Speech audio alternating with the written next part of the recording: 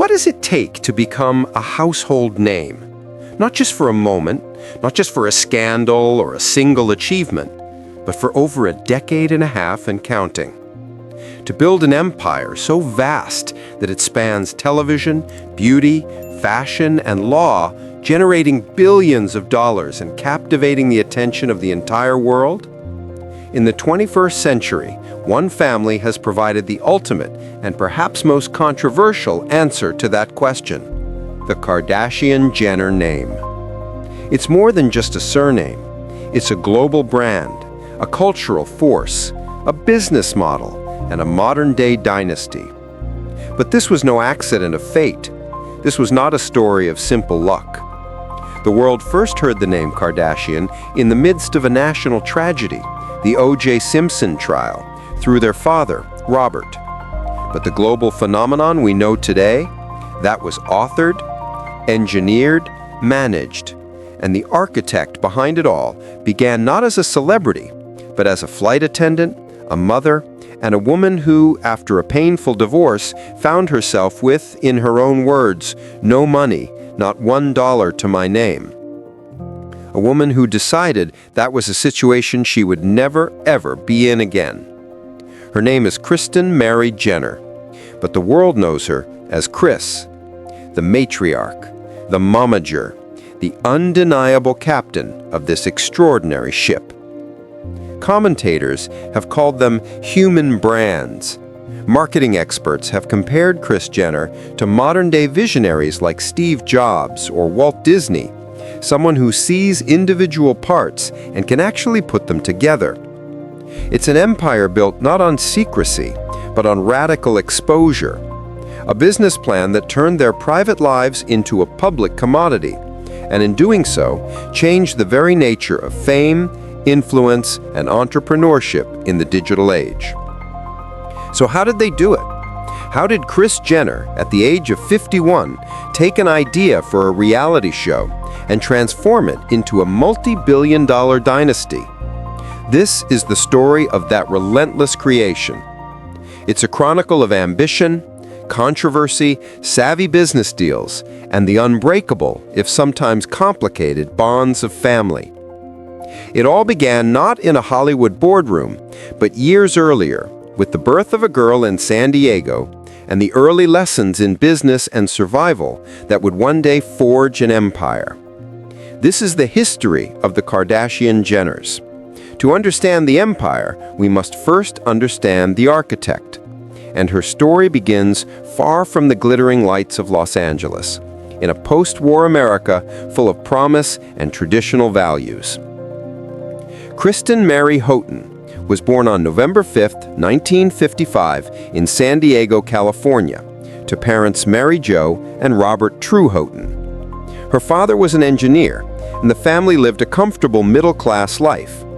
But even from a young age, those who knew Kris saw a spark, a relentless drive, and a fascination with the mechanics of success. After high school, Kris took a job as a flight attendant for American Airlines. It was a glamorous profession for the era, but for Kris, it was more than that. It was a gateway. It was on these flights, shuttling between cities, that she learned to navigate a world of affluent people and, crucially, began to build a network. But her life was about to take a dramatic turn, one that would introduce the name that would change everything: Kardashian. In 1970, at just 15 years old, Kris met Robert Kardashian. Robert was a young, ambitious businessman, the son of Armenian immigrants who had built a successful food processing business. He was charming, established, and represented a world of stability and opportunity that appealed to the ambitious young woman. After a long courtship, they married in 1978. Kris was 22 years old. This marriage was the catalyst. It propelled Kris into a life of affluence in Los Angeles, where she became a fixture in the city's social scene. More importantly, it was the beginning of the Kardashian clan. In quick succession, she and Robert had 4 children: Kourtney, born in 1979, Kimberly, born in 1980, Khloe, born in 1984, and finally their only son, Robert, born in 1987. The core of the future empire was now in place. The 1980s were a time of immense wealth and social climbing for the Kardashians. Kris was the quintessential Beverly Hills socialite, managing the household and the children while Robert's business flourished. She was learning the art of hosting, of presentation, of cultivating an image of success. But beneath the surface of this seemingly perfect life, cracks were beginning to show. The marriage was under immense strain. The glamorous whirl of the 1980s couldn't mask the fundamental differences that had grown between Kris and Robert. Then, in 1989, Kris, then in her early 30s, began an affair with a 23-year-old soccer player named Todd Waterman. In her own words, the affair was like a revival, a resuscitation, an awakening from some long, deep, unconscious sleep. But the thrill was almost immediately accompanied by what she described as a wave of nausea and the devastating realization that she had jeopardized her family. She would later call this infidelity the single biggest regret of her life, acknowledging that Robert was such a great husband and such a great dad. Robert discovered the affair, leading to a tumultuous period that culminated in him filing for divorce. The separation was finalized in March 1991. It was during this period of personal crisis, at a tennis party in 1990, that Kris was introduced to the man who would become the next chapter of her life, Olympic gold medalist Kris Jenner. Bruce, a national hero, entered the picture as a supportive figure.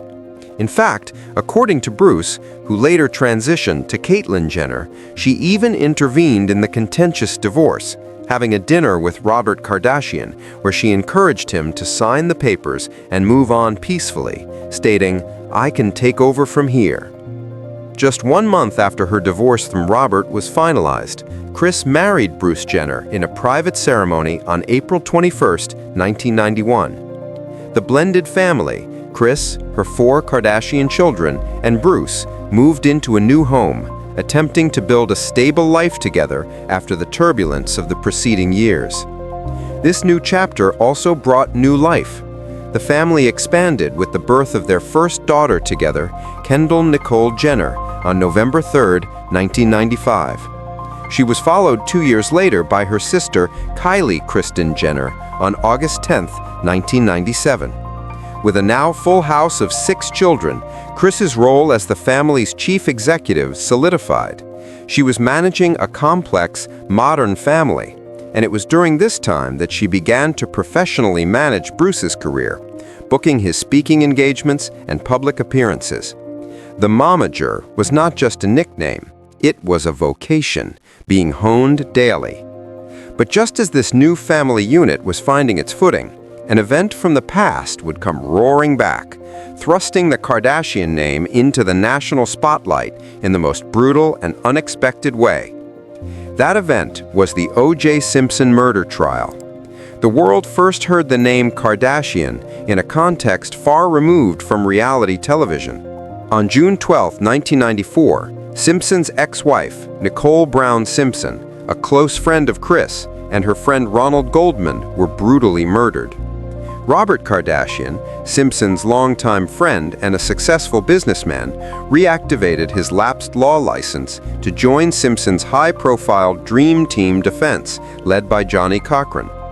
The trial, dubbed the Trial of the Century, became a national obsession, televised daily and creating instant celebrities out of its key figures.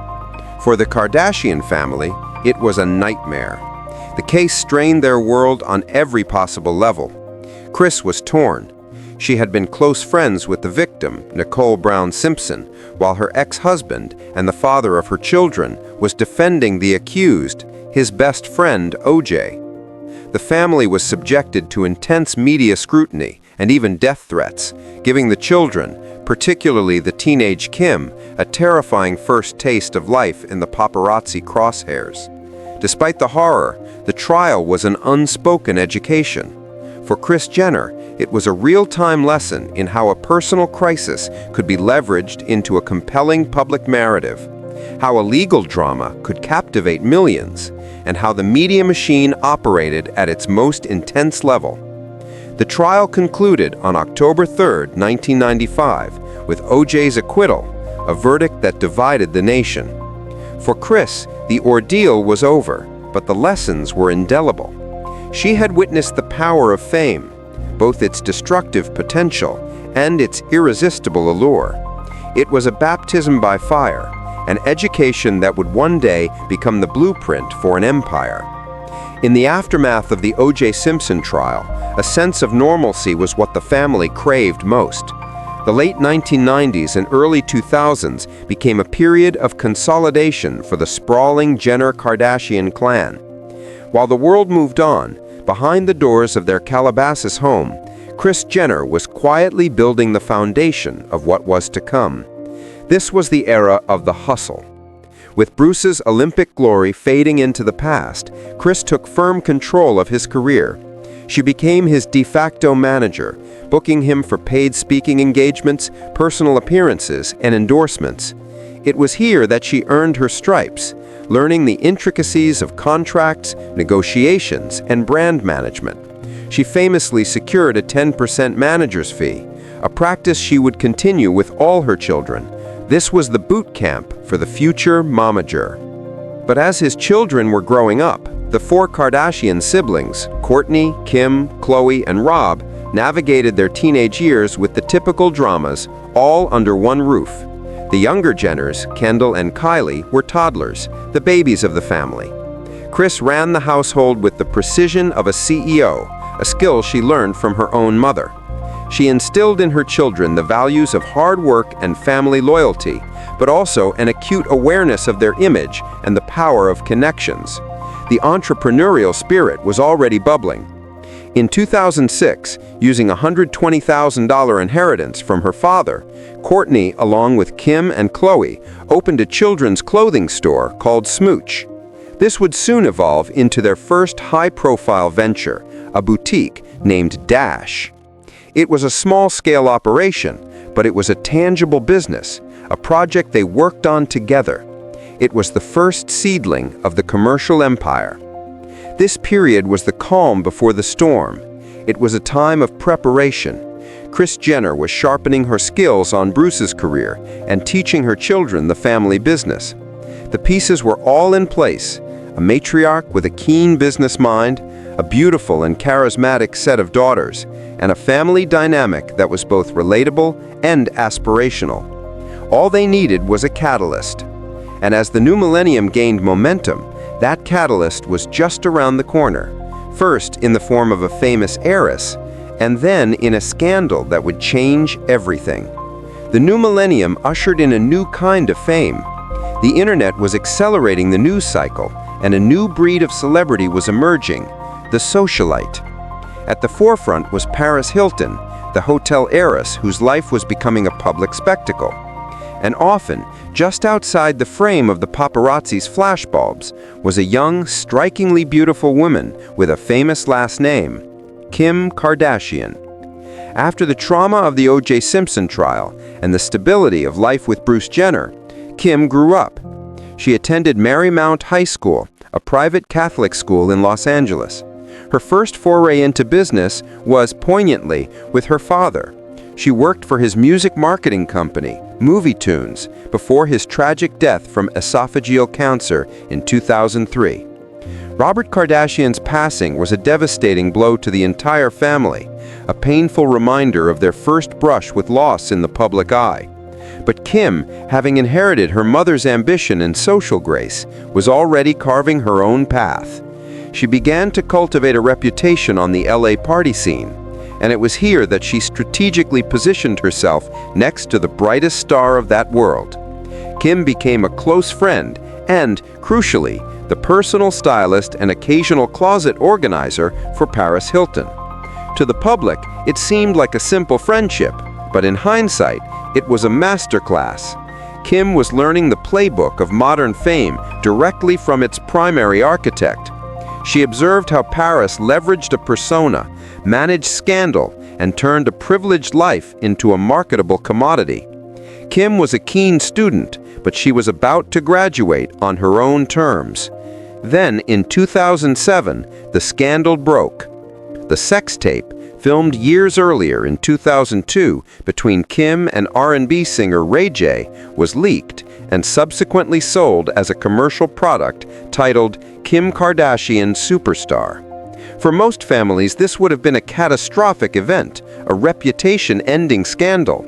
For Kim, it was a moment of intense humiliation and personal violation. But for Kris Jenner, it was something else. It was an opportunity. This was the moment Kris Jenner's education, from Robert's business dealings to the media circus of the O.J. trial, came to a head. While providing emotional support to her daughter, Kris went into strategic overdrive. She did not shy away from the scandal. She confronted it head-on. She helped Kim navigate the legal fallout, eventually suing the video's distributor, Vivid Entertainment, and reportedly reaching a multi-million-dollar settlement that gave Kim control over the tape. But the true masterstroke was the narrative. Kris reframed the crisis. This wasn't just a salacious story. It was an invasion of privacy that had happened to a beautiful, successful businesswoman and devoted daughter. It was a story that generated a tidal wave of public curiosity.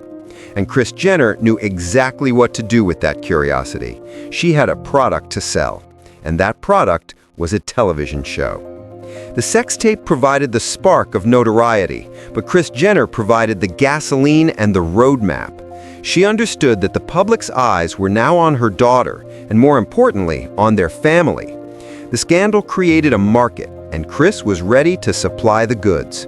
The infamous tape wasn't the end of Kim Kardashian's story. It was the explosive, controversial prologue to the world being formally introduced to the entire Kardashian-Jenner clan. The launch of Keeping Up with the Kardashians was the result of a perfect storm, a moment where cultural timing, shrewd strategy, and raw family chemistry collided.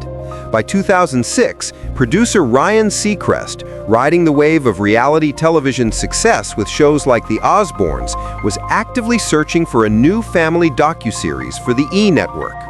At the very same time, Kris Jenner, having witnessed the public's fascination with her family during the O.J. Simpson trial and seeing the budding potential in her children, was independently plotting a way to get them on television. The connection was made through a family friend, and a meeting was arranged. What happened in that room would later be described by those present as the meeting that changed everything. The family's dynamic was immediately palpable.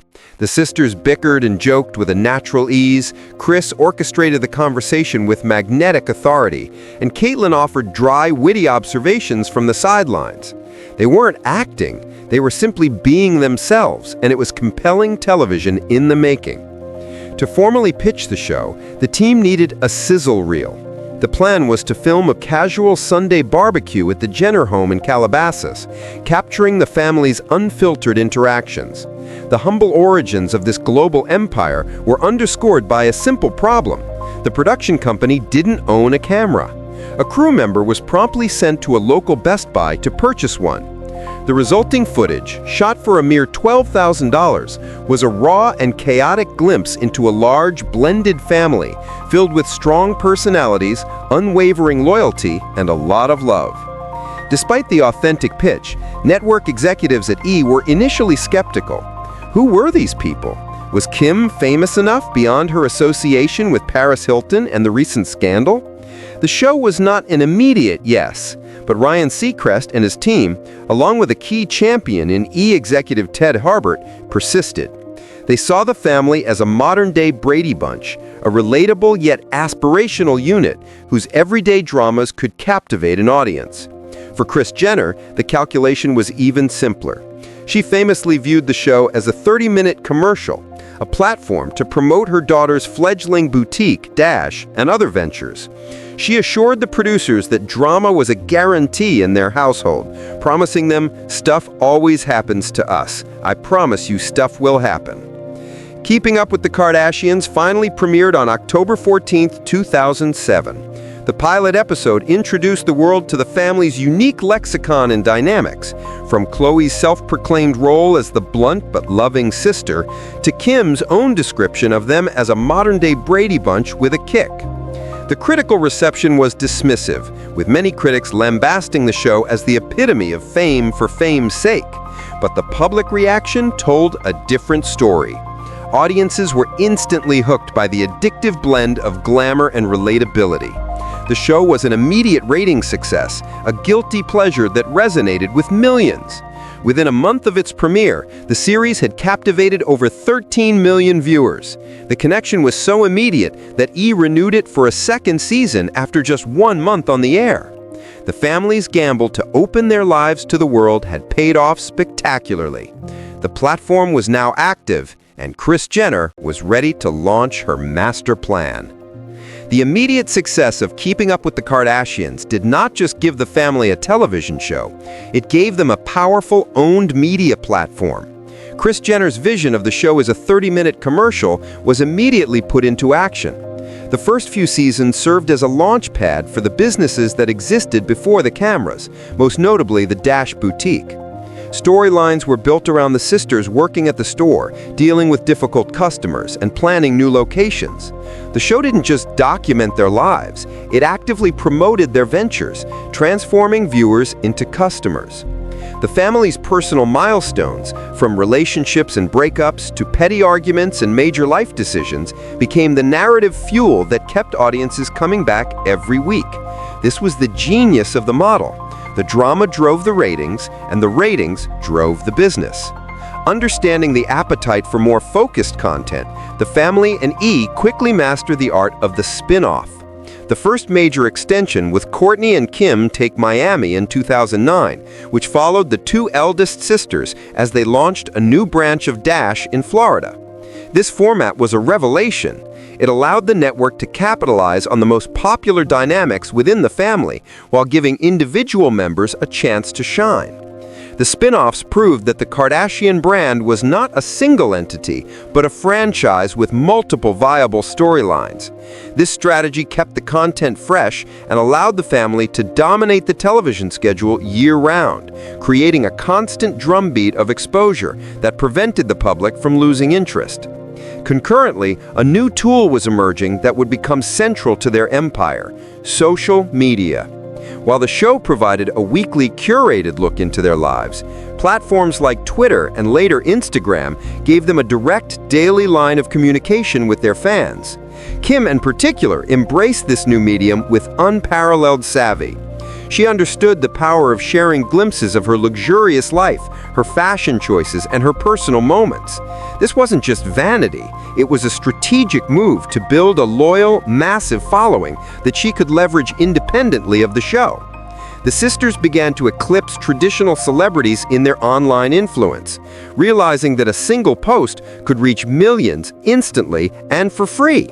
This direct access to their audience meant they could test products, gauge reactions, and market their ventures with unprecedented efficiency.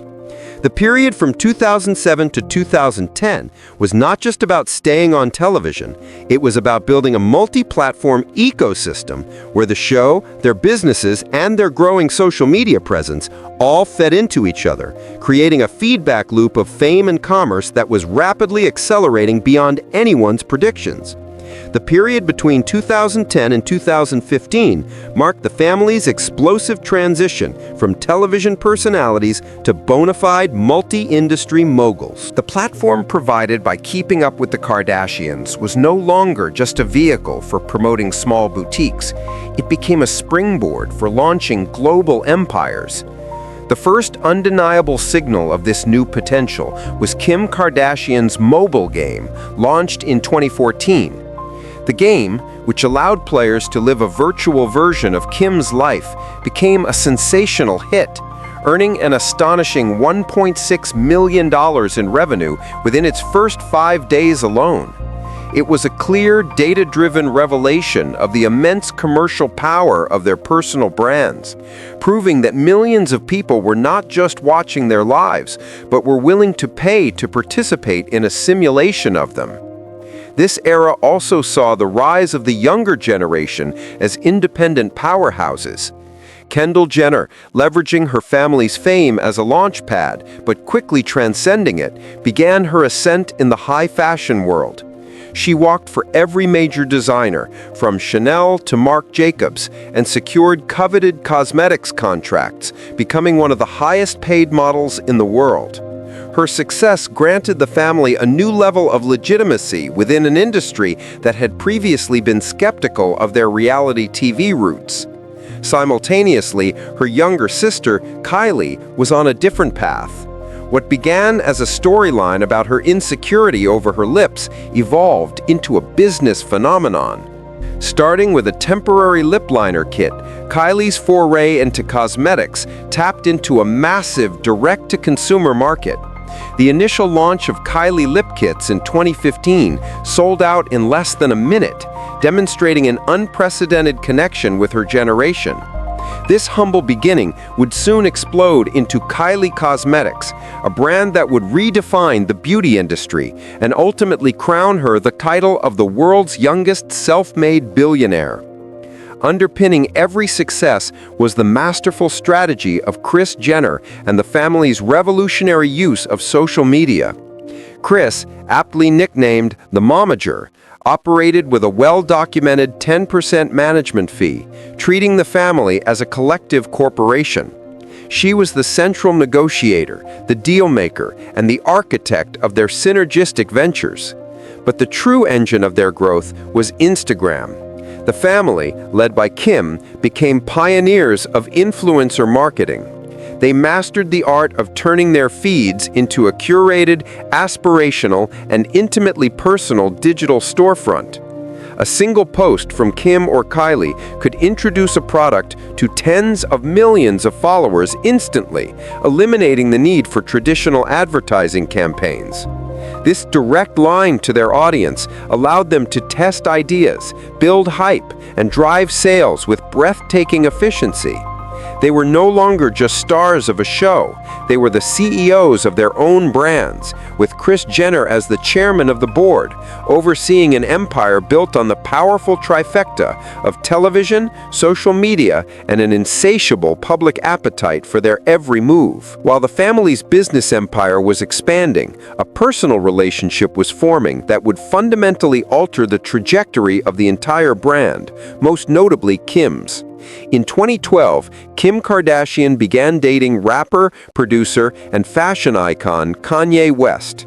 The two had been friends for years, but their romantic relationship marked the convergence of two massive cultural forces. This was not just a celebrity coupling, it was a strategic merger.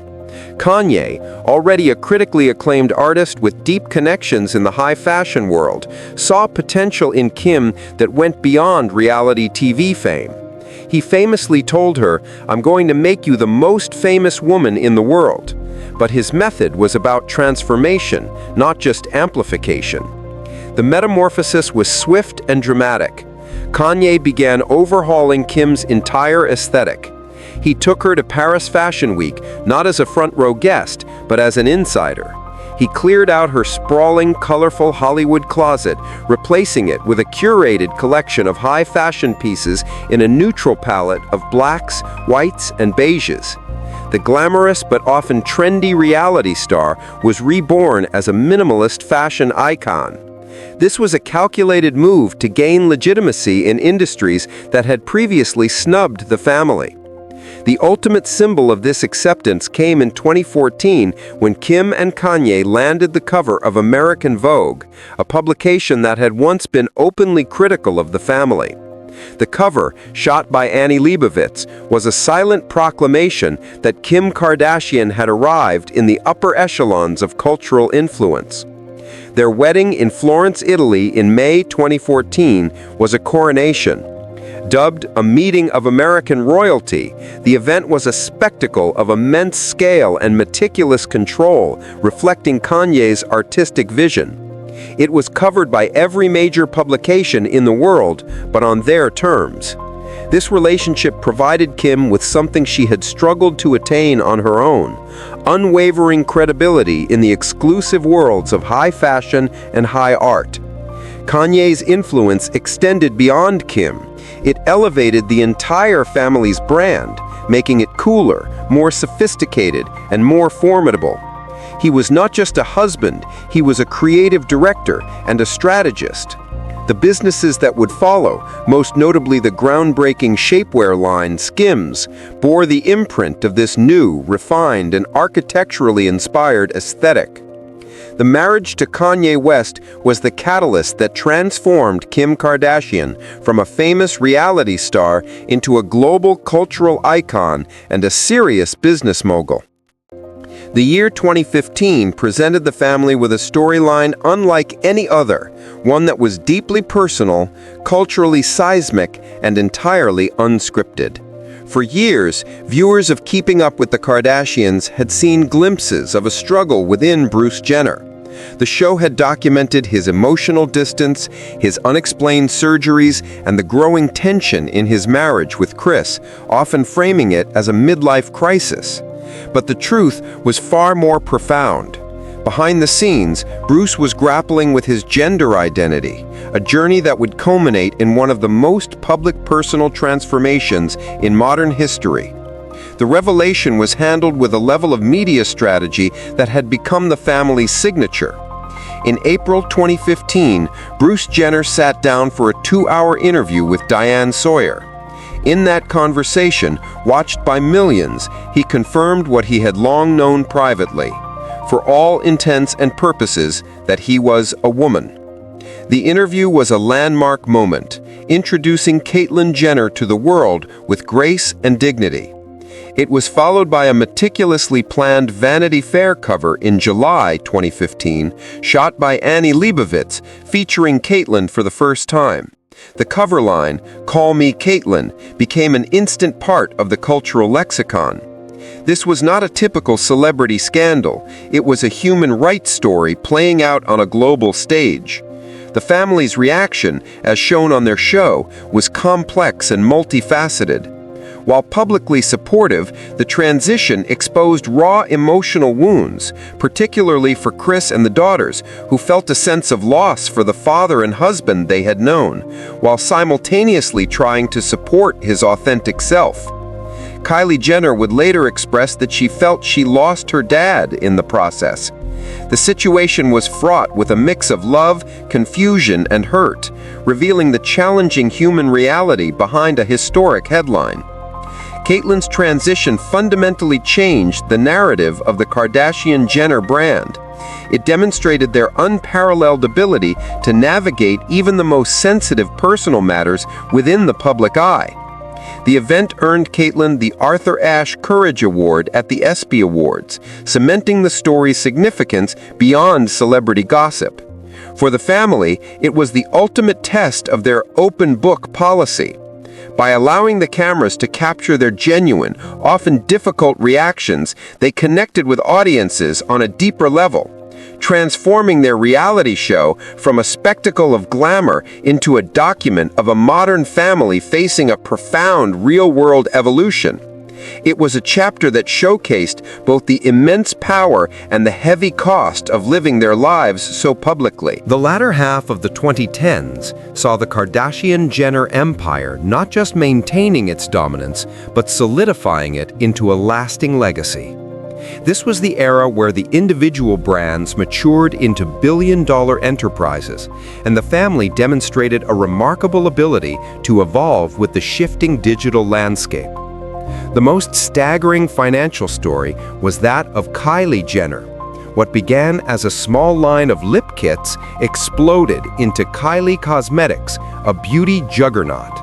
In 2019, in a move that epitomized the family's business savvy, Kylie sold a 51% stake in her company to the beauty conglomerate Coty Inc. for $600 million, a transaction that officially valued the company at nearly $1.2 billion and cemented her status, albeit controversially, as the world's youngest self-made billionaire.